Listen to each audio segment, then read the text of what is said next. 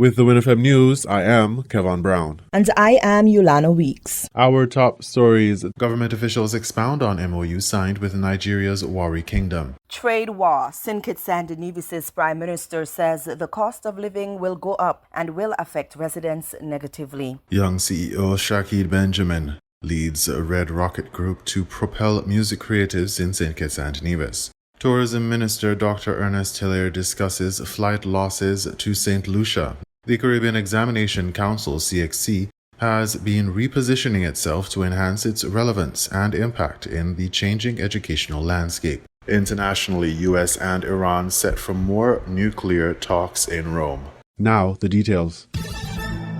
On April 9th, 2025, Minister of Agriculture et al., the Honorable Samuel Duggins, reflected on the strategic partnership forged between St. Kitts and Nevis and Nigeria's Warri Kingdom during the Afro-Caribbean Investment Summit. The collaboration was anchored by signing a Memorandum of Understanding MOU to blend culture, creative economy, and sustainable development between the Caribbean island nation and West Africa. Addressing the significance of this alliance, His Majesty Ogiame Atuwatsu III, the reigning king of the Warri Kingdom, conveyed powerful sentiments. Your Excellencies, brothers and sisters across the Atlantic. Today, we mark more than a moment. We mark momentum. The signing of this Memorandum of Understanding between the government of St. Kitts and Nevis and the Warri Kingdom is not merely diplomatic, it is symbolic. It is the reawakening of ancient ties that never died, only slept. It is the echo of the ancestors finally finding language in the present. It is history meeting design. As the Olu of Warri, I do not take this lightly. We're not here only to exchange pleasantries. We are here to build a bridge, a living, breathing bridge between Africa and the Caribbean. A bridge not built with cement, but with culture, with trust, shared vision. The creative economy, though wielding soft power, is not a soft idea. It is a hard driver of future prosperity. Our young people are not waiting for handouts. They are inventing futures. They are composing symphonies, filming revolutions, designing new codes of dignity. And it is our time to own the brilliance we create. This partnership is an invitation to collaborate, to co-create, and to catalyze. Warri is ready. Africa is awake. And in this awakening, we see not just trade, but trust. Not just exports, but expression. I am very expectant of the possibilities the agreement between Warri and St. Kitts holds. And I look forward to the unfolding of shared vision in the days to come. This is the beginning of something deeper than a document. Let it be the first note in a symphony that stretches from the Gulf of Guinea to the Caribbean Sea. Together, let us elevate Africa and those of African descent, and by doing so, redeem the dignity and recalibrating the mindset of the Black race. Expounding on the Warri Kingdom's cultural richness, Minister Duggins explained its deep historical roots and economic importance. Yes, it is a very culturally rich kingdom. It's actually one of the kingdoms that they deem holds the longest serving culture, I think, in Nigeria. And we are a number of other cultures emerged from. It is an oil producer within Nigeria and also very good in agriculture. But most importantly, in the essence of this MOU, is the richness of culture that we were really tapping into. He recounted how a personal connection was sparked following a presentation by Her Majesty of the Warri Kingdom, leading to an immediate shared vision focused on artistic development and global creative synergy. We realized that we were pretty much kindred spirit in our love for the arts. And it was an easy pathway knowing that we were on the same path, the same wavelength, so to speak, in terms of artistic development globally. And immediately from that conversation, we were like, we need to put this together. And they are currently organizing a delegation to come to St. Kitts in a couple of months. Director of the Creative Economy, Robertine Webb, detailed the creative and cultural prospects unlocked by the partnership. She praised the Queen's presentation as one of the most, the best presentation I had out of the entire conference. Noting that the Queen herself is a creative professional in the fashion industry. Webb highlighted the Warri Kingdom's initiatives such as the Royal Warri Kingdom Foundation and Elevate Africa, a media company dedicated to rebranding Africa with genuine narratives through digital production, storytelling, fashion, and visual media arts. We can learn from that area. And then going into the foundation where they have so many, it's a charity, and they have so many programs for their people. And they go from STEAM activities to areas in arts and development, from fashion, film,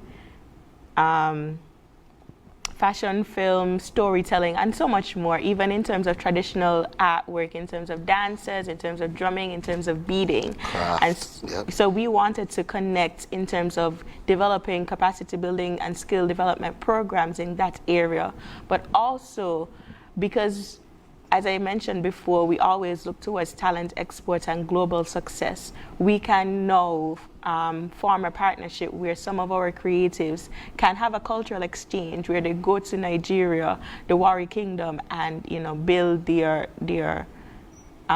fan base, actually develop in terms of their talent. As I said, the music is similar. We are lovers of Afrobeat. We can merge genres in terms of our soca, our reggae, and so forth, and create a global African music. Webb also underscored potential mutual benefits in tourism and product innovation, sharing observations from her time at the summit. When we went to the dinner with Afrexim Bank, there was this dessert that tasted like sugar cake.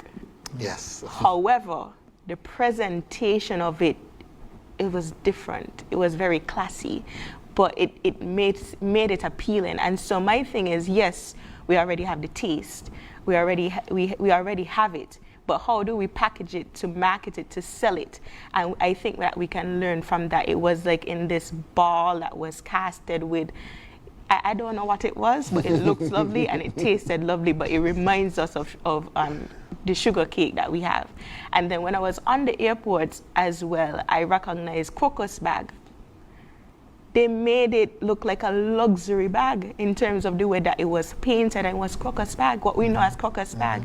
And so my thing that we have the talent, we have the craft, but how do we package it to make it more appealing? She referenced recognizing local crafts like Crocus bags being elevated as luxury items, emphasizing the value of packaging in marketing creative products. The MOU outlined several key areas of cooperation. As Webb summarized, cultural exchange encompasses art, music, film, digital content production, beauty, and fashion. Minister Duggins confirmed reciprocal preparations. They are preparing a delegation to come to St. Kitts for cultural exchange in the upcoming months. And we are currently negotiating that return of our talent coming to Nigeria. Leadership and capacity development are prominent through leadership academies and mentorship programs. Through their Elevate Africa program, they also have persons that they bring into Nigeria for a week, a part of that program, and go through different leadership training. And we want to expand on that and offer that to our people as well. Education and innovation feature scholarships that span beyond traditional academies into skill development and creative disciplines, aiming to integrate academic and cultural learning. So it's not necessarily like you attend a college, but more so on the programs that they are already developed, and they have a lot of scholars that came out from those programs that they initiated. And so it's more so to integrate both of them to propel us. Trade and investment prospects also stand to benefit from this transatlantic connection. Minister Duggins emphasized the aim to trade equally with Africa, noting the current imbalance in which Caribbean consumers predominantly access African and global content through North American platforms. The idea is because they do have craft on their end, and so many music and film and all of these areas of creative development we have on our end. And where we can collaborate, we are looking at those areas. But where we can trade, where we can sell our music to them and they sell their music to us. We can sell our craft to them and they sell their craft to us. We send them our movies, they send their movies. And the whole idea is that we trade. A central component envisioned for nurturing this vibrant exchange is the soon-to-be-developed Creative Arts Center in St. Kitts. That Creative Arts Center is also sought to be the central hub for this exchange over time. Because this is a long-term vision. It's not just today. We are looking at this long-term. How can we create a space, a cultural exchange space? And therein lies the importance of the Creative Arts Center. And might I add that, the Creative Arts Center is not just a performance center. It's not just an area you come just to watch, performances or, party, but it has labs in it, from culinary to performing arts to visual arts. It is multifaceted. It has exactly what we've been longing for. Trust me when I say that. 1,200 seat conference center. 4,000 seat amphitheater, dance studios, movie cinemas, visual art studios, recreational areas. Recreational area. It's a real hub for creativity. Construction is on the cusp of commencement, with contracts nearing finalization. Environmental sustainability also forms a pillar of the partnership's vision, recognizing its integral role in cultural identity and economic vitality. Minister Duggins reflected on the need to preserve the natural elements that shape Caribbean and African cultures alike. The sun, the sea, the sand, the mountains, the trees, the fresh Atlantic breeze. And similarly in Africa, how does all of this contribute to who we are? And how do we preserve that? How do we make sure that that essence is not lost? Because that is also essentially part of our being. Preservation efforts include local initiatives such as a masterclass on stonemasonry to maintain traditional craftsmanship within the island's architectural heritage. Webb praised the Ministry of Environment for integrating sustainability with creative expression through innovative campaigns. Public sensitization remains a priority as the administration seeks to keep the populace informed and engaged. We do it on a daily basis, and we have to go with what's trending. So social media, we're very active. We have a very creative social media, so you can follow us on Facebook and Instagram at SKN Creatives. We're also on Thread and TikTok. And so we do a lot of sensitization on our social media, which has a lot of engagement and growing followers as well. But when initiatives are coming along, we also do the traditional media, whether it's billboards, radio, and so forth. Looking ahead, Minister Duggins captured the government's vision for continued partnership. To advance our societies culturally, economically, but do it sustainably. The whole idea is that, as was said earlier, we do recognize that via the line of heritage, we are one people, and how we could connect that heritage to the advancement of energy, connect that heritage in food security, connect that heritage in culture, connect that heritage, most importantly, sustainably, because at the core of all of this is sustainable development. Becoming a sustainable island state, and also utilizing our networks, our diaspora, I would call it, to improve upon that sustainability. How do we ensure that our food security, our food costs less coming in? How do we ensure that the food that we produce here has a viable market going out?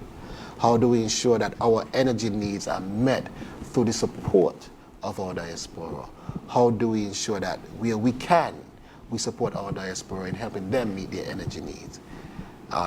Because one of the conversations that came up, Trinidad, the technicians in Trinidad, as an oil producing country, there was a need in Nigeria for some of that expertise, as you talk about CARICOM.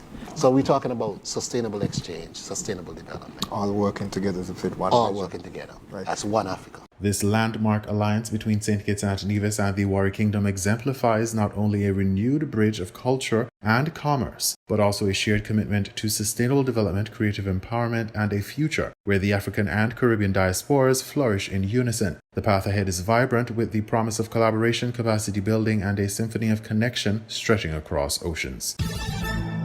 The Trump administration's new tariff policy and the trade war have become a disquieting pattern, sending ripples of anxiety through an already tense world. It's not only the tariff policy and the trade war alone, but globally, hearts are heavy with apprehension as climate change, natural disasters, wars, conflict, and escalating aggression stir up fear and despair. In these turbulent times, what can people do? In St. Kitts and Nevis, Prime Minister Dr. Terence Drew urged the residents to grow more and eat more locally grown foods as he addressed a question about the tariffs and trade war on Freedom FM's issues. Drew acknowledged that residents of St. Kitts and Nevis are likely to feel the impact of the increased cost of living, especially as most of the goods consumed are imported. I would say that St. Kitts and Nevis, in one word, is that the cost of living will go up.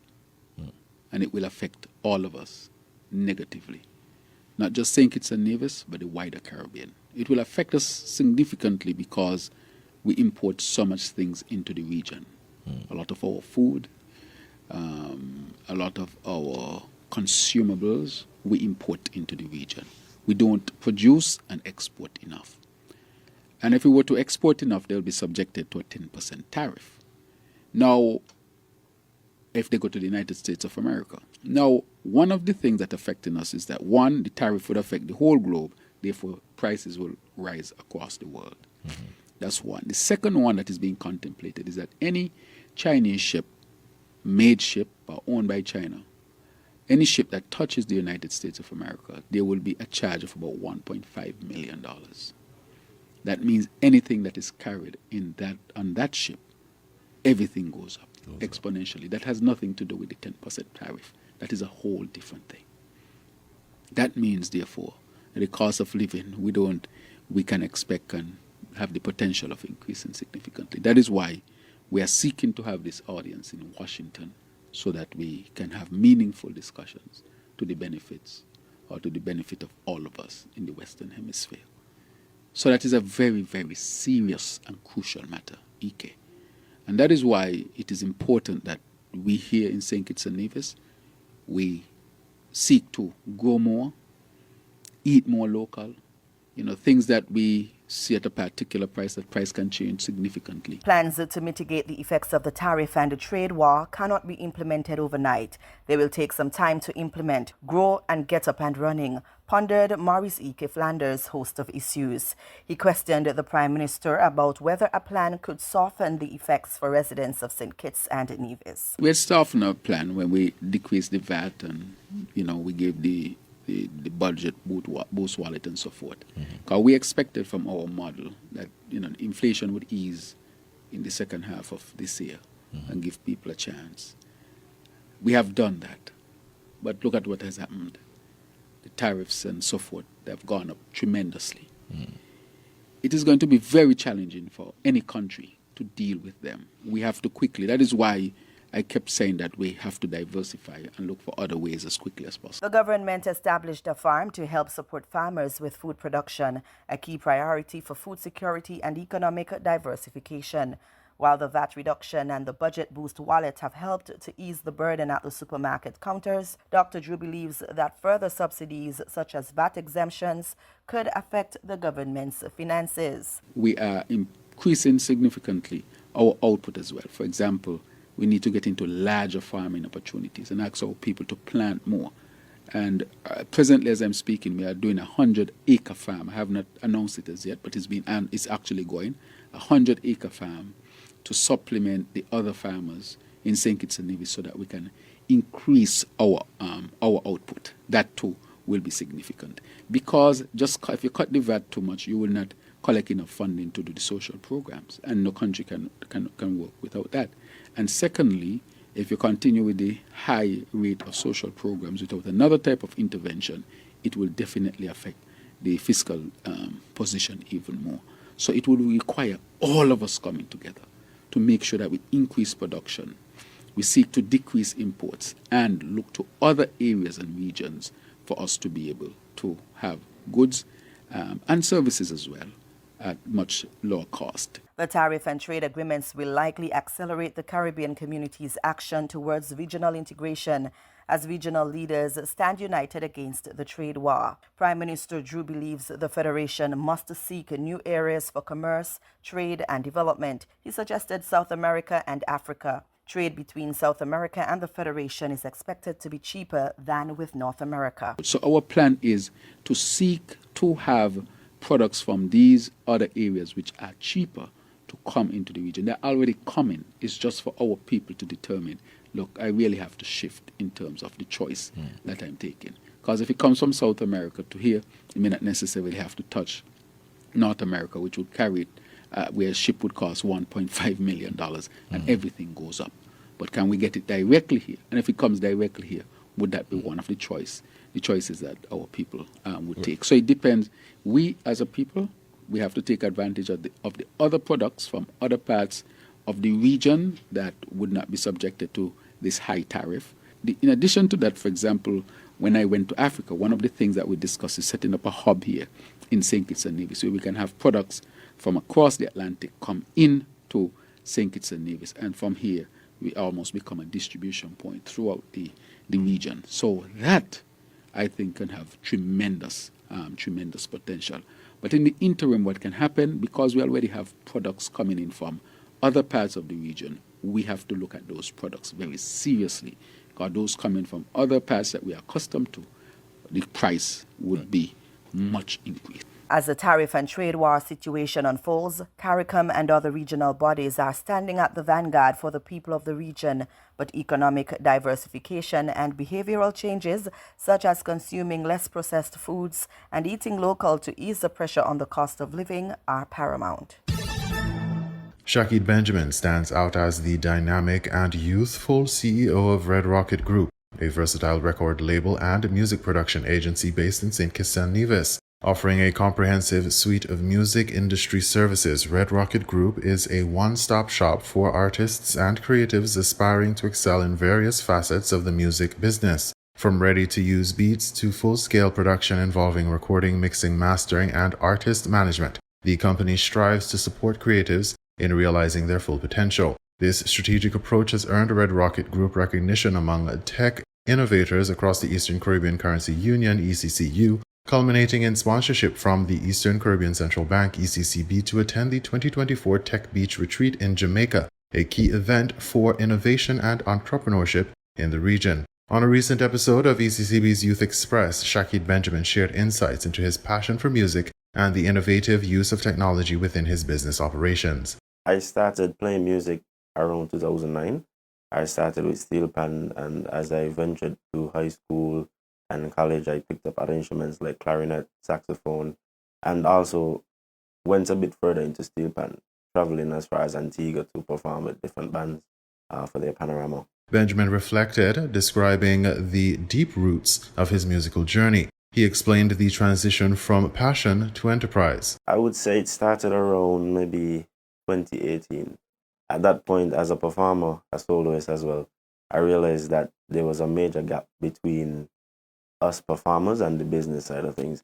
And because I also had an interest for the business, I decided that I will take my passion as well into the business and create something that could help myself as well as other individuals who might be experiencing similar issues and problems. Benjamin revealed that Red Rocket Group initially began as a marketing agency focused on promotions for performers. However, after extensive research and assessing the industry landscape in St. Kitts and Nevis, the company broadened its scope over 2 to 3 years. We spent some time for the next 2-3 years trying to put documentation together, research, and understand the current state of our industry in St. Kitts and Nevis before we decided to take this push and become what is now Red Rocket Group. The company offers a broad range of services designed to nurture both the artistic and professional sides of creatives. We offer services in studio production, so that could be beats, recording of vocals, instruments. We do mixing, mastering. We also help you with the post-production, which is song editing. So if you have a song is fully recorded, mixed and mastered, we sit down with you, we go through areas of the song and tell you, well, okay, maybe this might not be telling the same story that you actually were trying to depict here.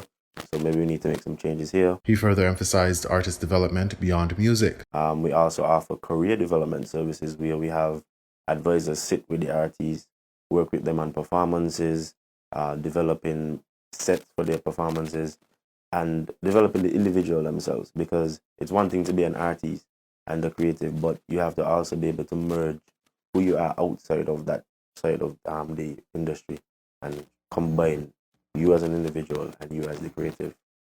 And then we also, of course, offer event production services. Red Rocket Group has been operational since approximately 2020 and has seen tangible results. We signed 2 artists to our label.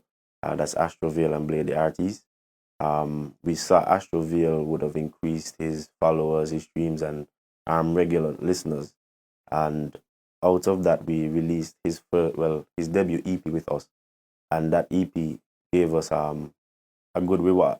We saw his first track, his title track on the project, hitting 7.9K views, the first of his singles to do that. He also highlighted their role in cultural events. As recent as last year in December, we would have assisted the Department of Creative Economy and Carnival and produced the opening of Carnival. So we were the production team that sat, we organized with the department, we put everything together, and on the night we were there to assist in execution to ensure a successful opening of Carnival. Technology plays a central role in Red Rocket Group's business strategy. One of the things we've realized is organization is important. It's important for us internally and it's important for our clients. So what we've done is we've created platforms that allow our clients to connect with us, whether it's through virtual sessions. So we incorporated a platform where you could book sessions, or you could go and do one-on-one sessions to interact with our different advisors and personnel. And it also allows us internally to keep a proper tracking of what we have to do and when we have to get it done by. So we mostly use websites and applications to get those things done. Operating within the often volatile music industry presents challenges. The major challenge would be because of how volatile the industry is. Most persons don't want to take that risk. 1 minute you're here, next minute you're there. But what we've realized is, as much as it is volatile, there are a lot of individuals in the industry that still need help. So it being volatile has created challenges where persons have told us maybe this isn't a good idea. But because we have experienced the issues, we've seen those challenges empower us and make us even stronger and better in what we're doing. Looking ahead, he expressed enthusiasm for evolving trends in music, especially short-form content that enhances fan engagement. There are some trends. They are a bit exciting, but also because they depict your transcendence. There's the short-form content, allowing a creative to interact with their fan base easily without having to release a song or release a music video.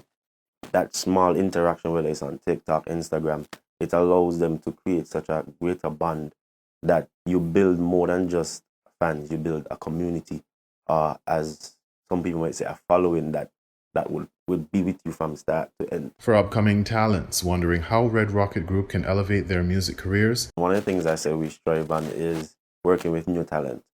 We've taken talents from 100 subscribers, for example, on YouTube, now seeing where they're at 800 and something subscribers, hitting to the thousands now.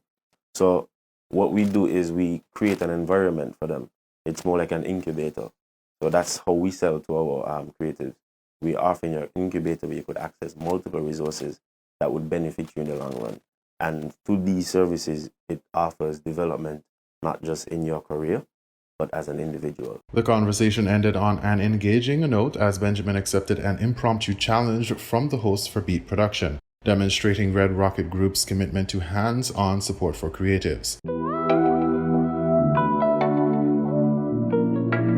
This is Youth Express. Come and ride the wave, where the young people of the ECCU stand tall and brave, and they create. Feel the passion from concepts to development, every dream we chase. ECCB, we elevate the place. Youth Express, rise up, no stress. Youth Express, talent loud, we're blessed. Youth Express, yeah, we're built for success.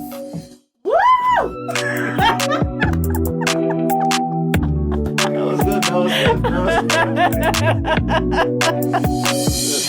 Rocket Group continues to redefine the music industry landscape in St. Kitts and Nevis by blending passion, technology, and comprehensive artist support to foster the next generation of musical talent. Their journey reflects an inspiring blend of personal dedication and professional innovation, proving that with the right support and vision, creatives can truly launch their dreams. In regional news, Tourism Minister Dr. Ernest Hilaire discusses flight losses to St. Lucia. DBS St. Lucia has that story. Last month, Virgin Atlantic announced it would not resume its seasonal flights between St. Lucia and the UK in October. This decision follows an announcement by TUI Airlines in February that it would cease direct flights between Gatwick and St. Lucia at the end of May. Tourism Minister Dr. Ernest Hilaire addressed the loss of this critical airlift from one of St. Lucia's primary source markets during the pre-cabinet briefing on Monday. Dr. Hilaire attributed the decline in airlift capacity to limited offerings of family-oriented hotels. Again, it's one of the reasons why we are pushing the home accommodation as an alternative, pushing the collection de pipit as an alternative. But some of the airlines in that particular case, Virgin included, want rooms. And they want rooms that they can take and package. So we have a major challenge in St. Lucia. We actually need a couple of 3-star, 3.5-star, maybe even 4-star hotels in St. Lucia at a rate that can allow for that. Because if you're going to travel with husband, wife, 3 children, that's 5. You have to buy a ticket for 5. You have to pay accommodation for 5. So you can imagine, the challenge that would pose. So with Virgin, it just did not make economic sense for them to continue and not get the room stock that they wanted. Now, in the case of Royalton, I don't speak on behalf of the hotels, but I can speak generally as Minister of Tourism. Royalton was associated with TUI, and they brought a lot of people for Royalton. Royalton has had their own private and commercial agreements in place that's different to what existed in the past. And it just did not make sense. TUI said its decision to axe the route was due to change in customer demand. Virgin Atlantic, meanwhile, said the change is part of regular reviews to improve its network. In their March bulletin, Virgin also announced that in January 2026, they would increase direct flights to Jamaica due to high demand. Also, they would introduce a 3 times weekly winter service to Cancun, Mexico. This is not the first time Virgin has ended the UK St. Lucia route. In 2019, Virgin announced it would drop the route starting June 2020, linked to a disagreement over subsidies. Virgin reportedly wanted $2.5 million from St. Lucia to keep the flight, but the government refused, as it did not want to set a precedent for other airlines. However, the Gatwick St. Lucia route restarted in 2021 under the current administration. One of the things we have maintained as a government, of course it can always change in the future, but we've not reached any decision on that, is that we don't pay minimum guarantees to airlines. We don't. And therefore, we said to Virgin that one of the big concerns in coming back is that, we would be able to offer them rooms that they can use for Virgin Holidays and for their own commercial activities. And as you know, a lot of the English market, family vacation, whatnot. But since Virgin came back, watch what has happened. Zoetree opened up, it was rebranded to Zoetree, and it moved to couples only. And then Morgan Bay on Shock Hill closed down, and is now going to open as Secrets, which is couples again. And then Starfish and Mystic on the Ridgely Beach closed down, and it's going to be, they should start the demolition this week to be replaced with 3 new hotels. So we also lost those rooms. So there we are now, promising that there'll be more rooms available for family and even solo travelers. And you've been told now all the rooms in Central are moving towards couples. Dr. Hilaire pointed out that tourism officials face the challenge of keeping the country from becoming solely a luxury destination. To attract more visitors from the UK, St. Lucia, he says, needs to offer a variety of accommodation options. So we have challenges in the industry. The future looks really bright, and I know given the next 2 years, it will be even bigger than it has ever been. But right now, we need to manage it in a very delicate way. Do you tell investors that they must build hotels but only rent the rooms at 150 US, 200 a night when they know they can get 375 a night, 400 a night? They won't even bother to listen to you. So right now we're very limited in what we offer as family. You have Royalton, Coconut Bay, and you have Windjammer. And almost everybody else is couples, really. So that is our big challenge. But Virgin has assured us that the intent to return to St. Lucia, and we're hoping, really hoping that next year some of the rooms can come on stream. Meanwhile, the latest visitor arrivals performance report from the St. Lucia Tourism Authority showed that the UK market dropped by 10% in January 2025, a peak month for winter tourism. For the DBS News World, Zane Romulus reporting. The Caribbean Examination Council, CXC, has been repositioning itself to enhance its relevance and impact in the changing educational landscape, Grenada Broadcasting Network reports. April 15th marked the official start of the May-June examination, beginning with the customary oral examinations in foreign languages.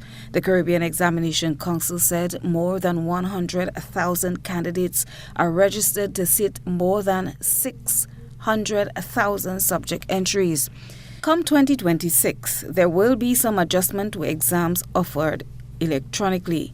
Dr. WINN Wesley, Registrar and Chief Executive Officer of the Caribbean Examination Council, said this strategic repositioning marks the beginning of the CXC transformation agenda and the beginning of the end for the Caribbean Examination Council as we know it. Continue to execute our digital transformation strategy, specifically as it relates to electronic assessment.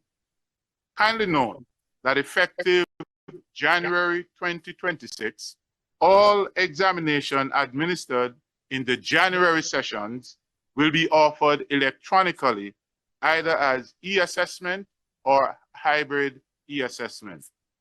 In situations where candidates are unable to write the examinations electronically, they will be accommodated in the May-June sessions, where both paper-based and e-assessment will be administered.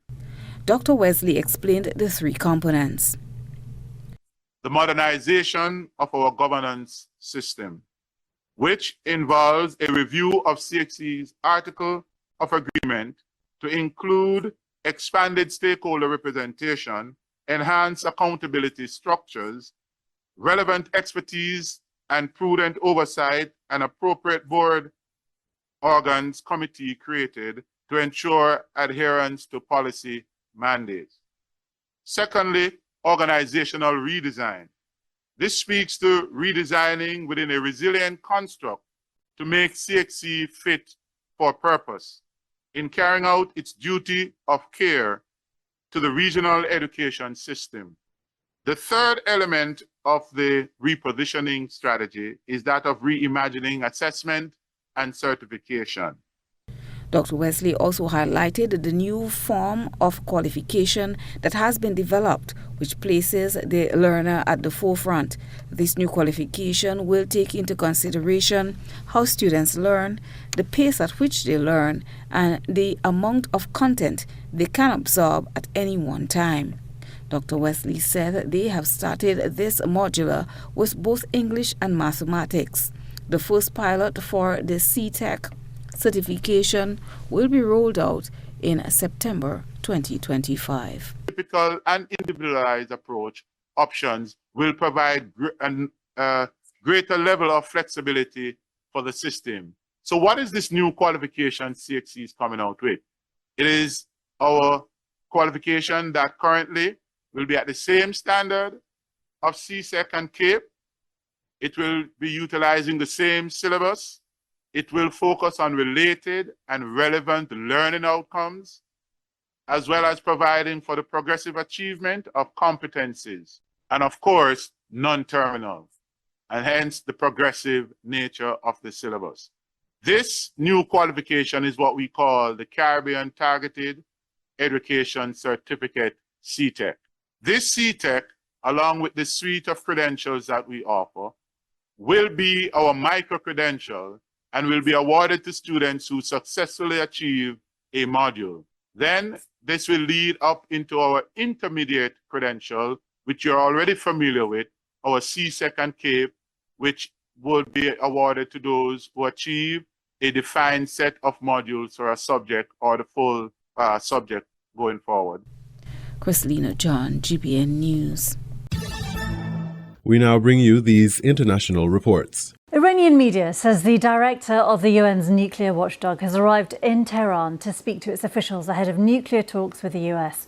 It comes just hours after Raphael Grossi told the French newspaper Le Monde that Iran is not far from developing a nuclear weapon. But he stressed that the IAEA was not party to US negotiations on Iran's nuclear program. The next round is due to take place in Rome on Saturday. Iran has insisted its right to continue enriching uranium is non-negotiable. Let's speak to former British Army officer and NATO commander Hamish de Bretton-Gordon. He's also a chemical weapons expert. Hamish, thanks very much for being with us. What do you make of what it's reported in Le Monde, from Raphael Grossi, that Iran is not far from having that capacity? Well, in technical terms, Signor Grossi is correct. We know that since the treaty was suspended by Trump in his first term in office, that the Iranians have continued to enrich uranium. We believe they have about 300 kilograms at a level of about 60%. You need it at 90% to make it as a viable nuclear material. That would probably only take them weeks or months, and they've probably got enough for about 17 warheads. However, having said that, it's not an insignificant task to turn a warhead into something that you can put on a missile and fire. We know the Iranians have got missiles, but we've already seen that their missiles have been easily interdicted by the Americans and the Israelis. First of all, I think the thing to say is, a non-nuclear Iran is really what the whole world wants. We've seen the malign influence of their proxies like the Houthis and Hezbollah around the world. So what Signor Grossi doing is a good thing, and hopefully the Americans can convince the Iranians to stop enriching uranium and going towards their nuclear program, because we've already heard Trump saying that he would take those research facilities out, and it is fairly clear that he could do that if he so desired. And that sounds like a very extreme and potentially worrying response, doesn't it? Well, absolutely. I think the Americans are really putting their cards on the table. I think Iran is much diminished since the Americans and the Israelis have pretty much written off the Houthis and Hezbollah. And Iran is desperate to remain sort of a key player on the world stage and sees that nuclear is the only way to do that. However, they're also, I'm sure, well aware of the ability of the Americans and potentially the Israelis to stop their nuclear program. And hopefully the Americans can persuade them in these series of meetings, the next one, as you say, on Saturday in Rome, to prevent the Americans and others having to take demonstrative action to do that. President Trump did pull out of the previous nuclear deal between Iran and others in 2018, negotiated by Barack Obama over a very long period of time at complex technical talks. What do you think the likelihood is of this administration being able to embark on something similar? Well, it appears that the Trump administration are taking a slightly different approach, as we've seen they have to the war in Ukraine and elsewhere. Now, the original treaty, as you say, arranged by Barack Obama, was really doing what it was supposed to do to limit Iran's ability to develop fissile material that they could use in a nuclear bomb.